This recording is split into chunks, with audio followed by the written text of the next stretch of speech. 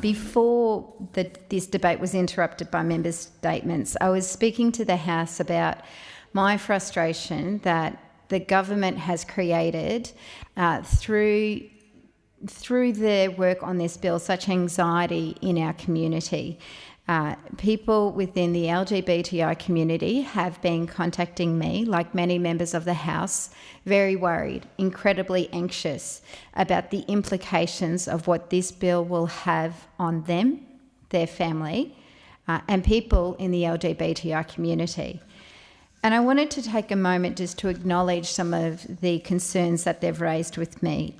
In a debate like this that is so personal, when we are talking about the rights of individuals, it's important to remember and to reflect on the voices and on the issues that are raised with us. And I should say that many of these people who wrote to me haven't just written to me in the last 24 hours. They wrote to me some time ago. The moment that the exposure bill was released, there was concern that was being raised.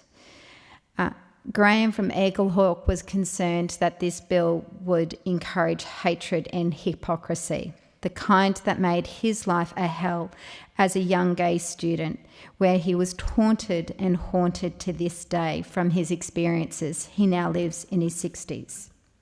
Penelope from Castlemaine raised with me that there's nothing obscene about being a transgendered child.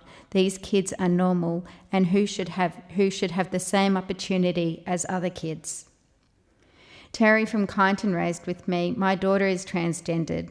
I implore you to vote against any bill that would allow any discrimination of kids within the transgender community. Transgender kids deserve all the same rights afforded to other kids. They deserve acceptance, respect and support. These are just some of the many comments that I've received from people in our community. And it's important to raise them because if the government says that they've fixed these issues in this bill, that they are going to protect kids, that they will not be discriminated against as a result of this bill, they've got a lot of work to do to rebuild trust in our community. Our community is sceptical of this bill because the government has not gone about it in the right way. They've not brought people with them. On an issue, when we're talking about rights and we're talking about discrimination, and we've done so in the past, it can be something that's a unifying moment for our country. It can be a moment that brings people together. It can be a moment that empowers people and allows others to say, I stand with you. But unfortunately, in this bill, when we should be celebrating, bringing together and talking about protections for people and ending discrimination against people of faith, the government has spectacularly been able to wedge and divide our community because of the way they've handled the debate and the consultation. I was very concerned that this bill was coming to the House without due proper process. And whilst they had the exposure drafts out there, they haven't allowed the Australian people adequate time to be able to voice their concerns about this bill. In recognising the importance of religious freedoms for so many Australians, Labor called for a joint parliamentary inquiry to be conducted with significant time for all interested Australians to review these complex laws and make considered submissions to inform the process. That would allow people the time to debate, to discuss, to work through the differences. The government point-blank refused to allow such an inquiry, and instead two parliamentary committees did good work but rushed through reviews over the Christmas period. Over the Christmas period, that simply isn't enough time, nor does it give people the respect to be involved in this process. Yet even with the tight constraints that these committees had to operate in, both reviews identified multiple problems with these laws. And to this date, when we stand here, when the government says they've got amendments, we are not convinced that those amendments actually go to resolving a number of the complex problems in this bill. One of the ones I'm most concerned about, and what a number of Victorians have raised with me, particularly in my electorate, are the way that these laws imposed to overwrite state anti-discrimination laws. When people in Victoria have worked so hard to come together to set up a state system where all people have rights, regardless of religion, sexuality, gender, race. We are now in a situation where the federal government may override some of those. And I speak to this thinking about what happened in Bendigo not that long ago. And in preparing for this speech, I went back and just read over the notes and the transcripts and the media and a lot of what happened in Bendigo around the debate around building a mosque in our electorate. If there was a group of Australians who suffered religious vilification the most, and who's up there, the Bendigo Muslim community is on the list. They wanted to build a mosque in their region. They found the perfect site. They put in a planning application to the City of Greater Bendigo, and it passed, it satisfied. Then Bendigo became the backdrop of a horrible fight about religion, where the far right invaded our town and conducted some hideous racial vilification acts. There were mock beheadings out the front of the City of Greater Bendigo. There were the taunts, the rants. We had someone fly down from Queensland, drive around in a truck shouting racist slogans, vilification towards people of a Muslim faith. Wasn't a local, but wanted to come down and try and influence our community. What happened on social media?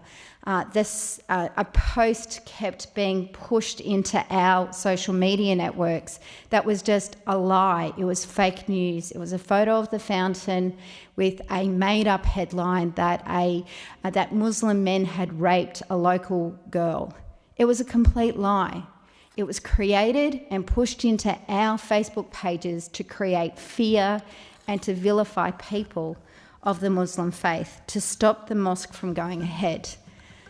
The mosque dispute went to VCAT, which upheld the council decision to allow the mosque to be built. It then went to the Supreme Court. It went all the way to the High Court. And what was frustrating for a lot of the people in the Bendigo Muslim community, they were partly on the sidelines because it wasn't technically their faith on trial. It was a planning decision on trial. But the Victorian government introduced laws, and we did see some of the individuals involved in these despicable acts of religious vilification prosecuted. And for the first time, a criminal charge under the Victorian Racial and Religious Tolerance Act was tested in court, and 3 men found to be involved in the video of the mock beheading were convicted and found guilty of serious contempt to ridicule Muslims. It's a moment for our town that we're still healing from, and it's a moment that many communities across Australia probably have first-hand experience of. But why it relates to this debate is when I reach out to people of faith to talk about this bill, for many of them what they've said to me is that I don't want our faith to be the blame for a teacher getting sacked, be the blame for a kid getting expelled. Because if that's what this bill allows, then that goes against our teaching and our religion. It speaks to the confusion that exists in our community, and it speaks to the fear both in faith communities and the LGBTI community, wedge that this government has created because they've not brought the Australian people with them. If we are truly serious that we want this law to be a shield that gives protections to people of religion and people of faith, then we need to go back to the beginning and start again and start bringing people with us. Because right now the debate is that your rights are more important than my rights. It is dividing our community, and that is not fair. The way in which this has been played out, because the government have handled this so badly, is creating so much hurt and so much fear in our community. I do really feel for the rainbow families tonight in my electorate who are really worried about the impact of this bill. And whilst we say that there are amendments on this bill, that emotional damage is there, and the government needs to be doing more. I do worry about the impact that this will have on our teachers and on our aged care workers and people working in religious institutions who are incredibly stressed already because of the pressures the pandemic are having on them. And I hope that this isn't the final straw for some of them about choosing whether they go to work tomorrow or not. And I also really worry about the impact that this is having on our faith-based community, particularly our minority faiths who feel that they haven't had enough time to consider what is before us. The bill in its original intent would mean that those individuals who created the most horrible acts of racial vilification against the Bendigo Muslim community could have just simply said, but it was my faith. Christianity is opposed to that. And they could have got away with it.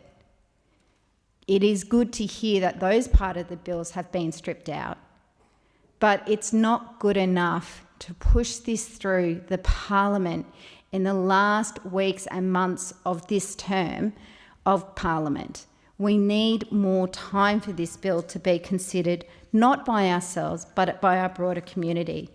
If we can take a marriage equality debate to a plebiscite, when it only changed a couple of words in the Marriage Equality Act, surely we can give the Australian people more time to consider this complex bill.